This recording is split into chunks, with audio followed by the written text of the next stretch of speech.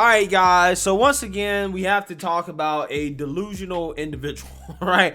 Again, this story right here is just absolutely unbelievable. How detached some people are from reality, especially when it comes to this issue of biological men competing against biological women in sports.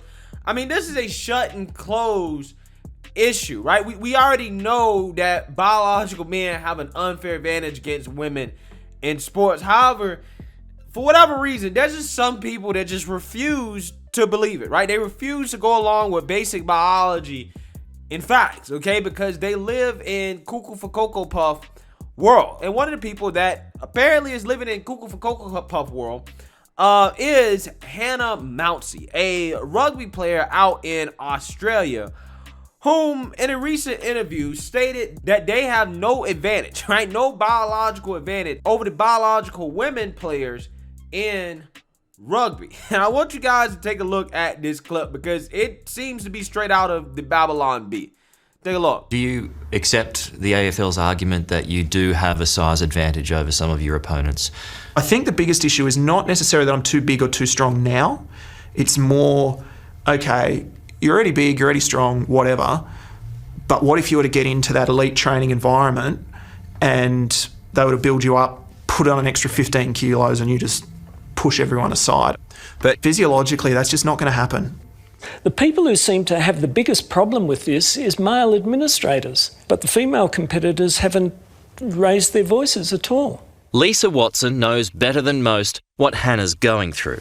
She's a doctor who specialises in transgender health issues and is also a transgender athlete.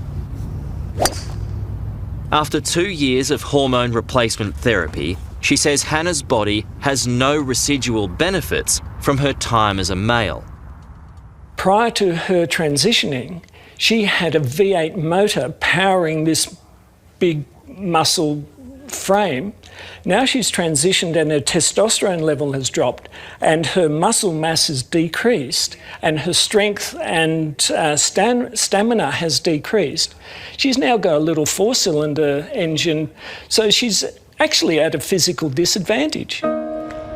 Dr. Watson suspects there are other, more sinister factors at play. I'm just wondering whether they did not want to have someone like Hannah representing their new league. They wanted a presentable, beautiful female who could be the face of AFLW.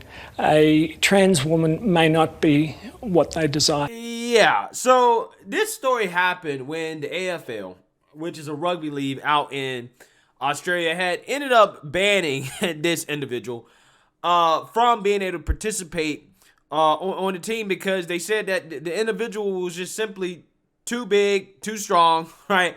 Had too much of a manly physique. Look, just because you have breast implants, right, that doesn't make you a woman, right? That doesn't make your physique a womanly physique. You know what I'm saying? And just because you've lost strength because you are, I don't know, taking estrogen hormones or whatever, and your testosterone levels drop, again, that doesn't erode the natural advantages when it comes to size, bone structure, bone density, hand size, limb size.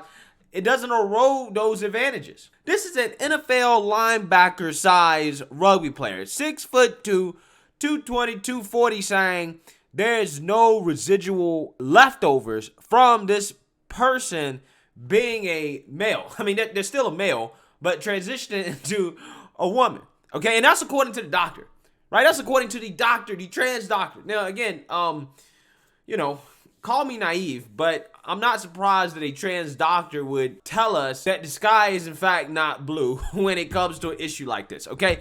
I'm not surprised. But again, the reality is that this person in fact does have biological advantages over women, and it is unfair for them to compete against women in sports, especially a sport like rugby where you have to actually tackle women, right? You have to put the weight of your body on women. You have to get very physical with women. I mean, just take a listen at this story that I did a little while ago, just a few months ago, about how high school girls were getting injured, right? They were literally getting injured playing against transgender biological men in rugby. Take a look. Hafa day and good evening, everyone. I'm Hannah Devonzo, and thanks for tuning in to your news leader. It's an issue that's been making national headlines. Should transgender athletes be allowed to play women's sports? The issue arose right here on Guam over the weekend as Guam's high school rugby league kicked off another season, and concerns surfaced from families as well as both coaches and players about a transgender competitor from the home of the Panthers. With tonight's top story, here's KUAM's Isaiah Uggan. 3 Tizen high school female rugby athletes were physically injured Saturday by a transgender player from Guam High. In light of the incident, Conrad Kerber, the head coach for both Tizen boys and girls rugby teams, is calling out the league to address the concerns. The aggressive nature that was witnessed clearly showed that it's a definite issue that we have to deal with.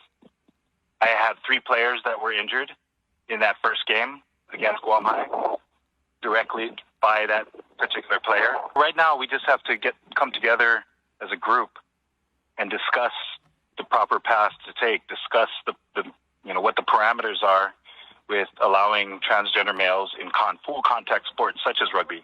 Although no official decision has been made and while discussions are ongoing, Kerber hopes the league will adopt the World Rugby Law Transgender Guideline, which states that transgender women may not currently play women's rugby because of the size, force, and power-producing advantages conferred by testosterone during puberty and adolescence, and the resultant player welfare risks serious injuries. Body size, body strength, and the ability to apply force with that size and strength completely dominate any girl that I have on my team. The Academy of Our Lady of Guam's rugby team coaches unanimously agreed to enforce this rule over the weekend. Aiming to follow the footsteps of the home of the Cougars, Kerber says it's a matter of safety for his female athletes. It's purely a safety issue when we discuss transgender males playing in female sports at a youth level, particularly at this type of contact sport as well. And I'm basically in line with the World Rugby guidelines regarding transgender females, transgender males, I should say, playing female sports. And basically, across the world, it's not permitted. To prevent any serious injuries throughout the season, Kerber stated the World Rugby Law should be acknowledged on Guam. It has to do purely with the size, force, strength disadvantage that transgender males will have over females in this type of sport.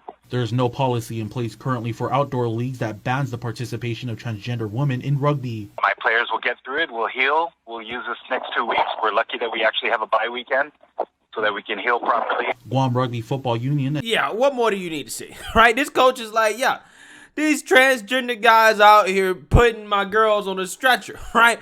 Send them to the hospital, okay? And that is what he's saying. Because it's unfair. I mean, this is just common sense. And it's a shame we even have to have this conversation. And you know the audacity, the unmitigated gall, the cojones of this transgender doctor to say, well, it only seems to be the male administrators that have a problem. The females don't seem to have a problem with it. And I'm just like, well, that's because any woman that speaks out and tells the truth, you call them bigots, right? You shame them into losing their jobs, losing their livelihoods. You know, they get picked on. You call them bigots. You call them homophobic, transphobic, whatever. They get shamed. Any woman that actually speaks out to tell the truth, good things don't happen to them. The mob goes after them, so that's why they don't speak out, right? But men, right, are standing up for this because real men don't want to see women get abused by biological men, because that is what is happening here, right? When you have a biological man, even if they're on estrogen, right, and they're competing against women, biological women in a sport like rugby, right? I mean, they're going to abuse those women, okay? The size and strength differences are just too much. It's just too much to overcome, right? Again, if they want to compete upon themselves or they want to compete with other men, fine. No big deal. Totally fine. But when you're talking about putting people who clearly have a biological advantage, even if they transition, even if they go on hormones, even if they go through all that stuff, they still have residual advantages. When you put them on the field with women, biological girls, good things don't happen, man. It is unfair, especially when we talk about contact sports. Girls get hurt. Women are getting hurt, and I don't want to see women get hurt. These people shouldn't want to see women get hurt. But again, it's not about the women. It's not about everybody else. It's about them. It's about making them happy, right? At the expense of everybody else. They don't care about it being fair. They just want to do what they want to do, and that's it, right? That's it. Doesn't matter if you putting these girls on a stretcher and send them to the hospital. Don't matter. They'll be all right, right? It's just a broken bone, okay? Or two, right? Don't matter. What are you, a bigot? Right? You're a bigot if you disagree with that, right? You're a bigot if you think that that's a bad thing, okay? Because their feelings matters. Nobody else's feelings matter. So let me know what you guys think. Make sure you like, comment, and subscribe. Most importantly, share a Black conservative perspective. Peace.